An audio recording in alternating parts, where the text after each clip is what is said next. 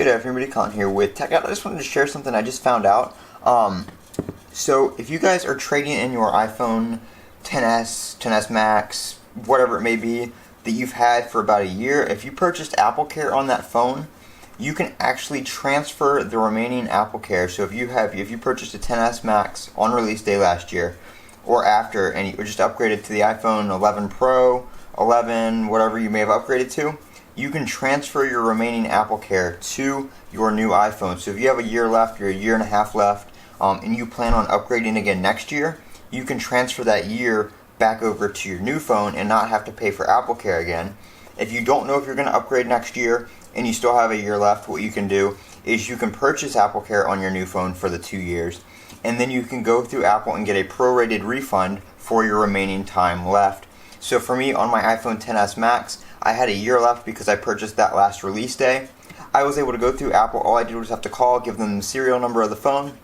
They looked, asked me a couple questions, and I actually got $90.77 back for the 1 year remaining of AppleCare. It's actually a year to the date because I purchased my iPhone. It came out on the 21st last year. Today is the 21st. This iPhone came out on the 20th.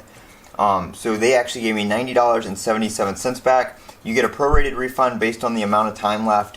Any incidents of coverage you've used. I didn't use any, so I still had my 2 incidents left. I didn't have to get any screen replacements or anything like that done. So that wasn't taken out of the cost. If you did have to use one, your refund will be less because you used one of those incidents of protection. And they also charge, I think it's like a 10% refund fee or a 10% return fee or something like that, up to a certain amount. So I think mine was about $10 because the refund, half of the $199 I paid would have been $99. I got $90 back, so it cost about $9 to return it.